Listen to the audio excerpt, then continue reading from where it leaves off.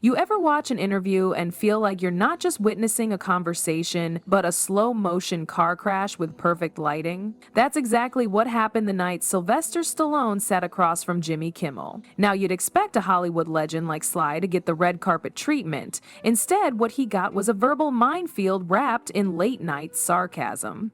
And the craziest part, Stallone didn't just survive it, he turned that stage into a battleground and walked away with every ounce of dignity intact. From the moment Stallone stepped onto that stage, something fell off. The crowd clapped, sure, Jimmy smiled, cracked his usual jokes, but there was a weird energy, like Jimmy had already decided this wasn't going to be a celebration, it was going to be a roast. The man who made mumbling an art form, Jimmy teased, welcoming Stallone to the stage. Classic Kimmel. Harmless on the surface, but laced with that smug edge that says, I'm here to entertain, not respect. Stallone smiled politely, took his seat, and played along at first, but you could tell he was clocking everything. This wasn't his first rodeo. He's been underestimated since the 70s, first by studios, then by critics, now by a talk show host trying to turn him into a punchline. It started subtle. Jimmy poked fun at Stallone's speech, then his age, then his movie choices. Another action flick, he said with that smirk, or did you finally decide to make something with a plot? You could feel the laughter from the audience start to thin out. They were watching a man poke a bear, not knowing if the bear would growl or just walk away.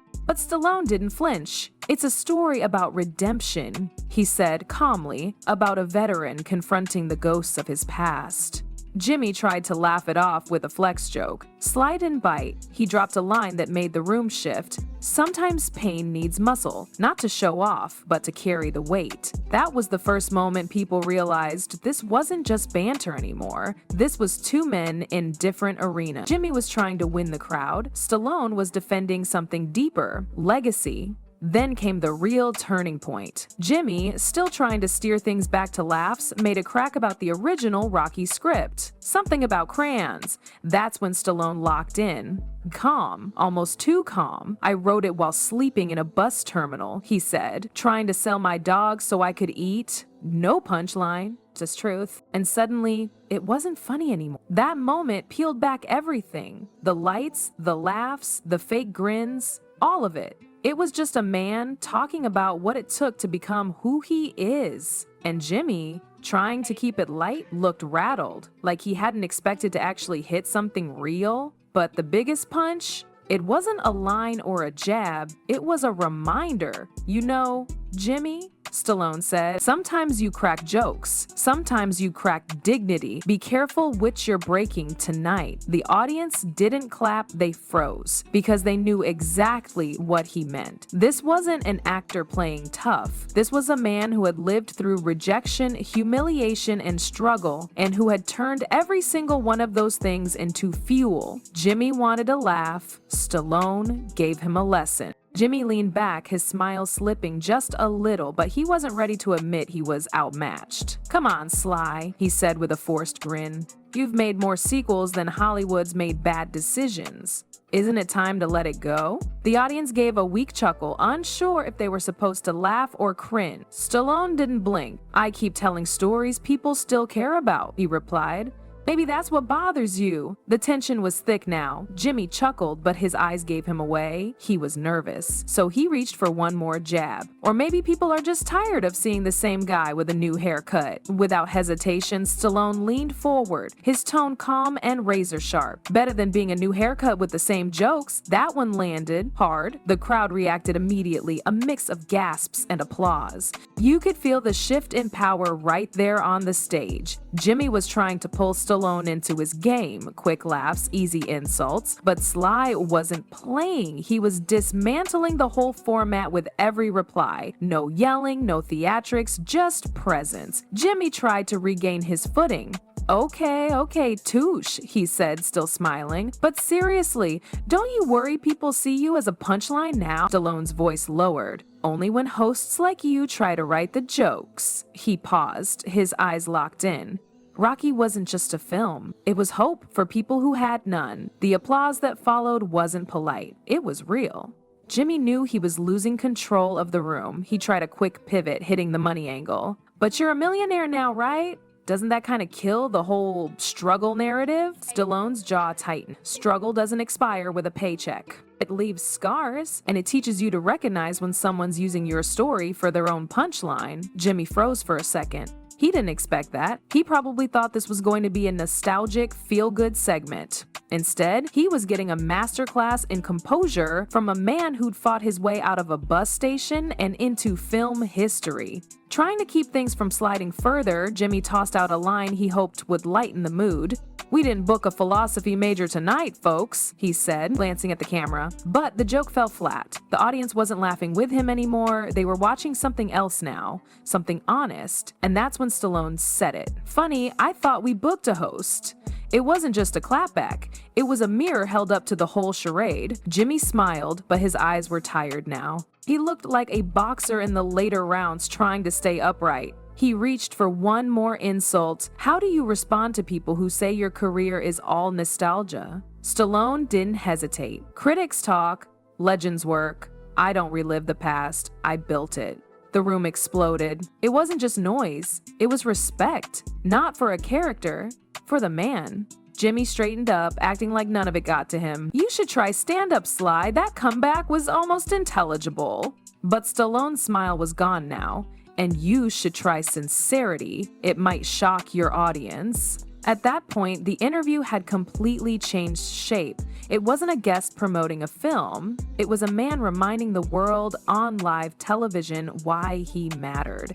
And more importantly, why that respect should have never been questioned to begin with. The lights in the studio didn't dim, but the mood had already gone dark. Jimmy adjusted his cuffs, trying to recover. "So, what's next, Sly? Rocky 10? Rambo on TikTok?" The audience gave a half laugh, more out of habit than amusement. Stallone didn't even crack a grin. "Better to be remembered for fighting than forgotten for talking." Jimmy raised his eyebrows. "Wow, you've got a quote for everything tonight." "That's what happens when you've lived it," Stallone replied. The tension wasn't just thick anymore, it was unspoken warfare. Every sentence Jimmy threw now felt like desperation. He was cornered and the crowd could feel it.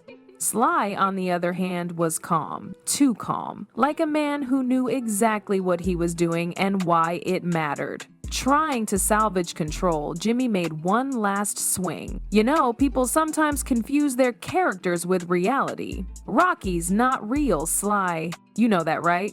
Stallone tilted his head. "Rocky is real, not because he exists on paper, but because people saw themselves in him. People who were overlooked, people who got counted out. He mattered." That struck. You could feel it ripple across the room. Nobody was thinking about jokes anymore. Jimmy cleared his throat.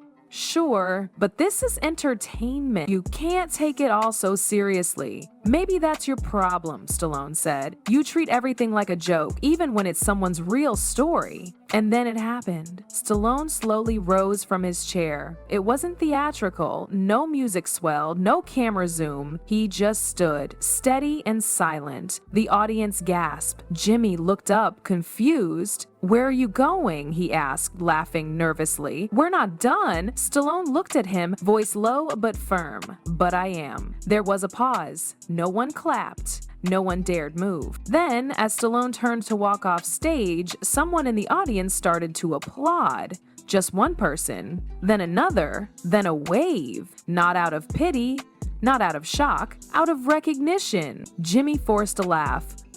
"Don't worry, folks. Next week we'll have someone with a sense of humor." Stallone stopped at the edge of the stage and turned back. His voice was steady. "Next time, try having someone with a soul." He disappeared behind the curtain, leaving Jimmy standing alone in front of a crowd that no longer looked amused. Backstage, the energy flipped. Staff members stared, some stunned, some nodding. One intern whispered a quiet, "Thank you," as Stallone passed. He didn't say anything back, he just kept walking. The internet caught fire within minutes. Clips from the segment spread like wildfire. Hashtags exploded. "Respect Stallone." One segue declared, "Respect Stallone. Late night gone wrong. Soul over sarcasm." Memes popped up showing Stallone's stone-cold stare next to Jimmy's awkward smirk. One viral caption read, "Strength isn't loud, it's dignified." News outlets picked it up by morning. Pundits dissected every line. Celebrities tweeted support. Directors, actors, even athletes praised him. The walkout wasn't seen as ego. It was seen as integrity. What started as another talk show appearance became a cultural moment. It wasn't about Stallone being angry. He didn't storm out. He walked out. And there's a difference. Anger lashes out. Dignity stands up and leaves when the line's been crossed. And that's exactly what he did. By the next day, Jimmy was trending, but not in the way he wanted. Viewers questioned whether comedy had gone too far, whether late night had lost its soul in the chase for cheap laughs. And Sylvester Stallone? He didn't respond to the press frenzy. No tweets, no interviews, no explanations. He didn't need to. The world had already heard him, loud and clear.